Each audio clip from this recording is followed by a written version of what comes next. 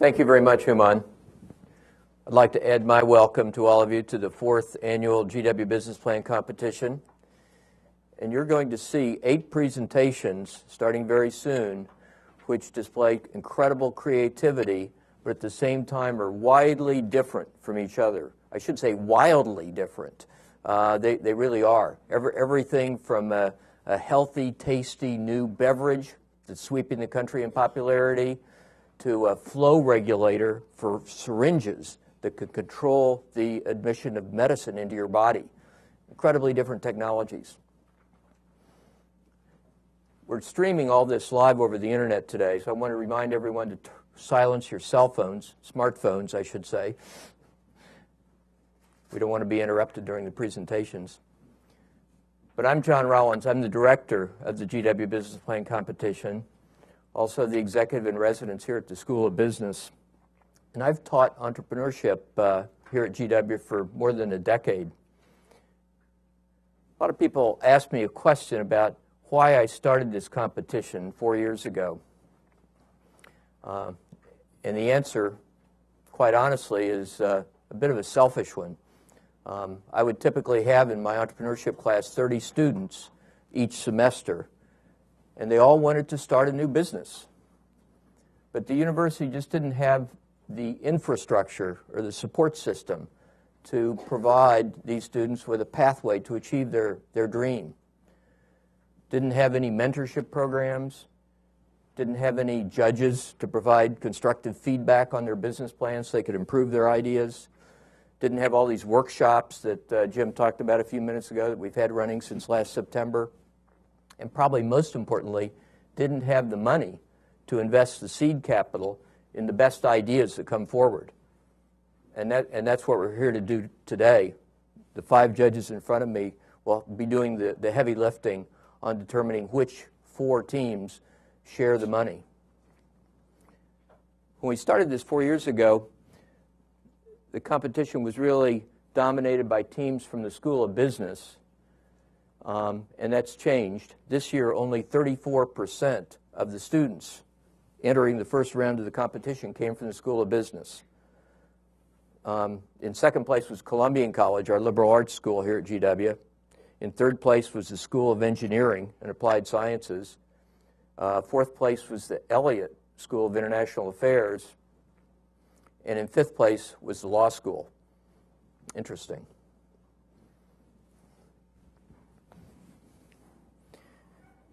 The other way we've grown, besides laterally across campus, is in terms of the number of teams that are competing. We've had double-digit growth the last few years in the number of teams, but this year it's been explosive growth, as Jim was referring to his remarks earlier. We had nearly a 30% increase this year in the number of teams that entered the competition compared to last year. We have 144 teams in total. So we were able to narrow that down to 32 in the semifinal round. And just 2 weeks ago, a group of judges, 18 judges specifically, narrowed it down to the final 8 that you'll be hearing from today. So another question I've been asked a lot is, why do we have this explosive growth in the interest in the business plan competition here at GW and in entrepreneurship in general? And I think the answer is really twofold. One, there's the national trend that you're all aware of. Entrepreneurship is sort of a hot field. Young people want to be more in control of their lives and their personal destiny. But I think there's something going on at GW that's different. Our students tend to be very attuned to the politics of the nation. They're really more aware of what's going on both politically and economically across the country. And they read some of the same stuff that you read about jobs and the need for job creation and the high unemployment. And they read the studies that have come out over the past few years that show that essentially all net new jobs created in the U.S. economy come from entrepreneur-led small businesses.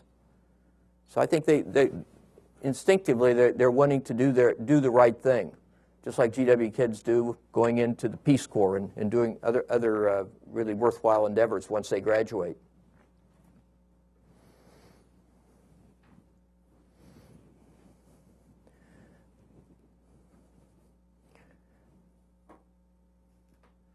it doesn't hurt, though, the fact that the prize money has increased over the 4-year period.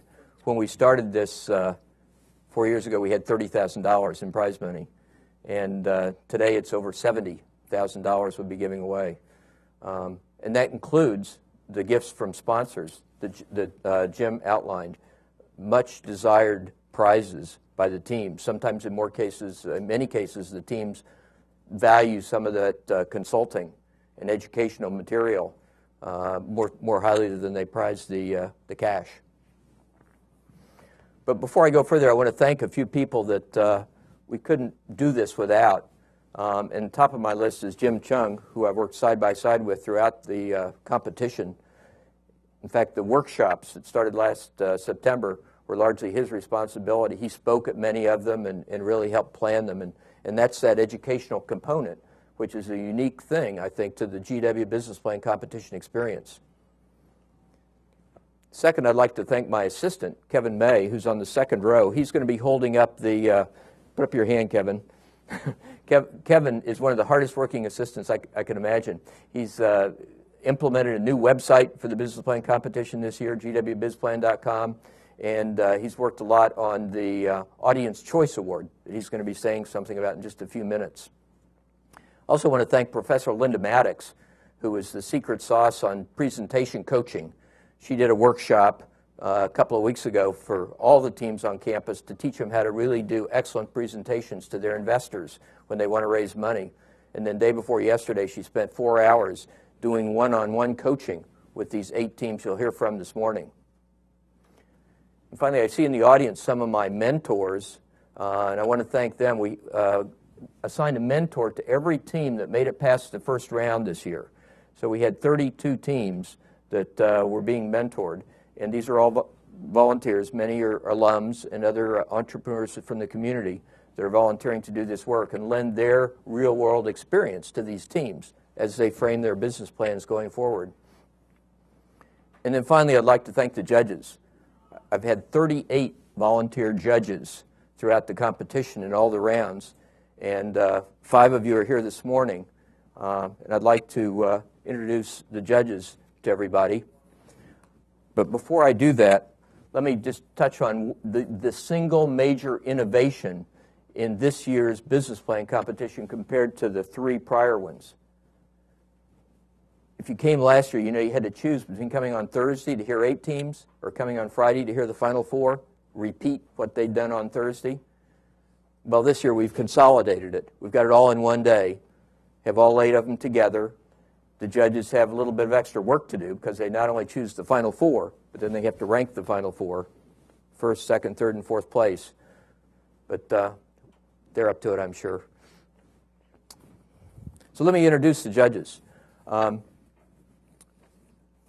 Allison just stepped out. Let me start right here with Susie Selby. Susie, put up your hand.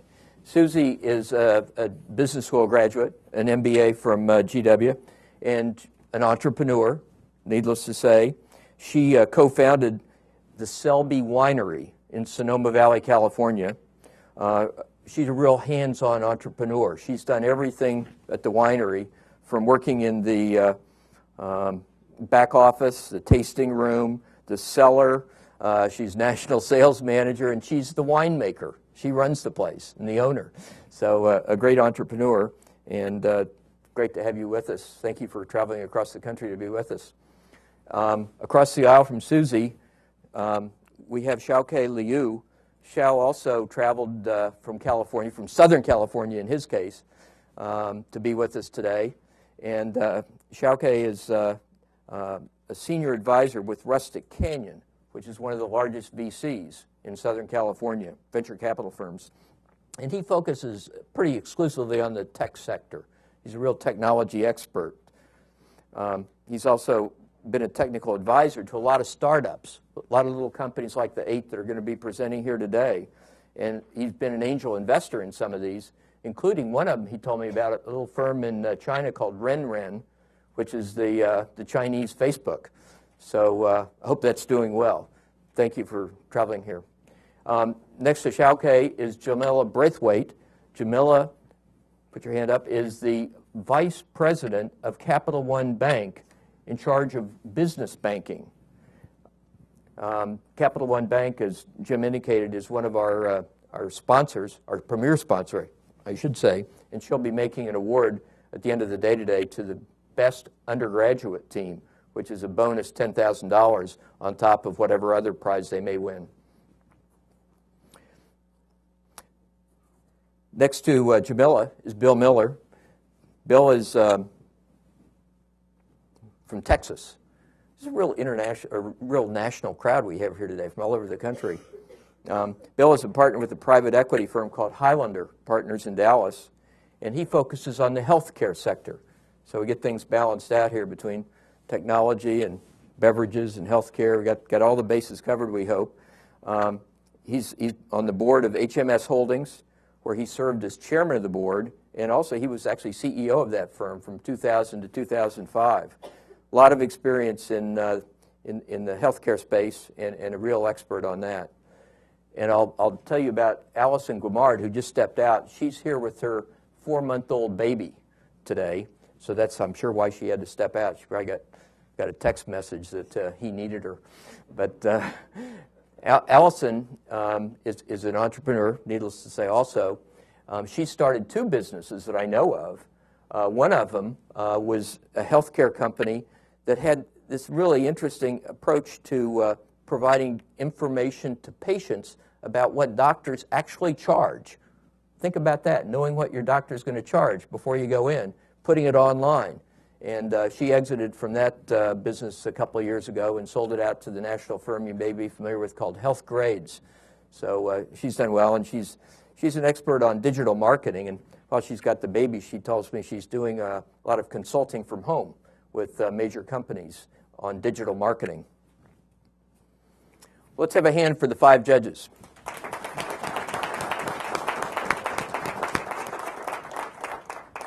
Next, I'd like Ann Scott to come up and give you some brief remarks. Ann and Rick Scott, as you know from Jim's comments, are the founding sponsors of this competition 4 years ago. Ann has taken time off from her duties as the First Lady of Florida to come up here and be with us today. Her husband, Rick, is still hard at work in Tallahassee in the governor's office. And Ann, too, is an entrepreneur. In fact, before Rick was elected governor and they had to move up to Tallahassee, she had her own business in Naples. Ann?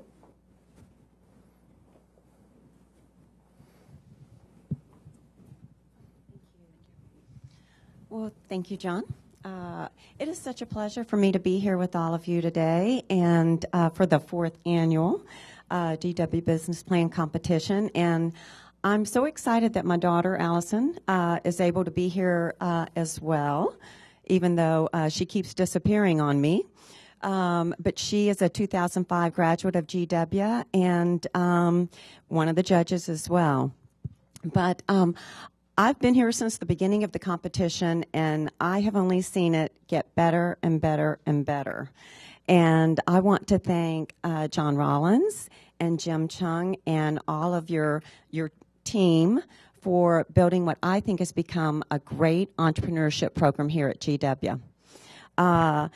One of the things I shared with John last year was how much fun it was for me to hear some of the previous winners come back and talk about where they are now. So I'm looking forward to that as well. I am looking forward to all of the team presentations. I would like to say good luck to all of you. It looks like we have some really good team presentations out there. And as they say in the Hunger Games, let the 4th annual GW Business Plan competition begin.